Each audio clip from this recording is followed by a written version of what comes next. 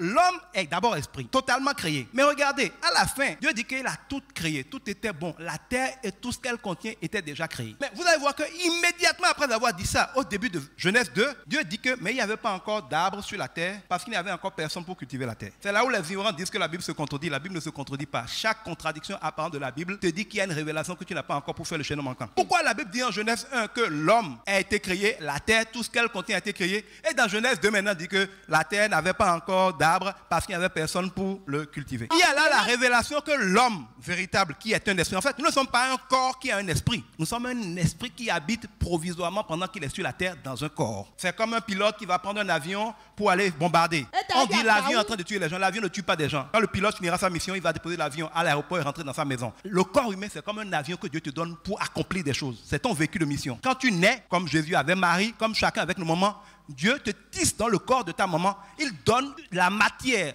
le corps à ton esprit pour une mission terrestre. Quand la mission est terminée, tu déposes le corps, là, le véhicule, au cimetière et l'esprit retourne à Dieu. Continuer sa vie éternelle. L'une de nos plus grandes difficultés, c'est que nous vivons comme si nous étions notre corps, alors que nous sommes notre esprit qui n'habite que dans un corps. Le véhicule ne fait que ce que fait son chauffeur. Ta vie ne produit que ce que peut produire l'esprit qui est en toi. C'est pour ça qu'il dit que nous n'avons pas à combattre la chair et le sang, mais les esprits qui les conduisent. C'est écrit, tout ce que je dis est écrit. L'église est le lieu où on travaille sur l'esprit, parce que si l'esprit change, la vie change. Si tu viens ici tous les jours et que tu es présent de corps et pas d'esprit, et tout ce qu'on dit rentre par là, sort par là, et si tu ne laisses pas ça rentrer dans ton cœur pour renouveler ton esprit, renouveler ton intelligence, rien ne va changer dans ta vie. Je ne sais pas qui est le pasteur, il peut prier, prophétiser, il peut avoir n'importe quelle onction, il ne faut pas se fâcher, il ne peut rien changer pour toi. Jésus même n'a pas fait de miracle aux endroits où les gens n'ont pas eu de foi pour le laisser transformer leur vie. Si tu ne laisses pas ton esprit être transformé par la parole qui sort ici, les meilleures bénédictions ne peuvent rien faire pour toi. Et si ton esprit n'est pas soumis à l'esprit de Christ, qui est le commencement des commencements, bon, tout ce que je dis là ne te concerne même pas. Mais oui, tu n'as pas le compteur, on parle des appareils, ça te plaît.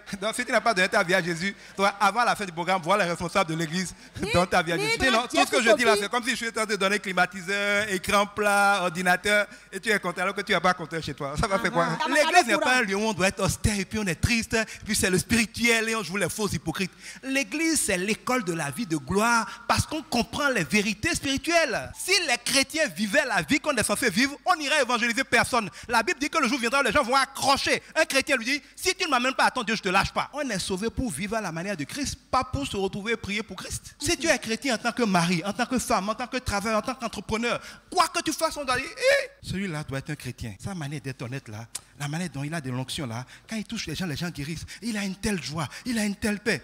Chercher, c'est sûr que ce gars est chrétien. On n'a pas besoin de voir ta Bible ou bien autocollant Jésus est Seigneur sur ta voiture pour découvrir que tu es chrétien. Si tu es un vrai chrétien, même tes parents qui sont païens vont réaliser qu'il y a quelque chose qui change en toi. Même s'ils ne viennent pas à l'église, ils vont respecter là où tu vas.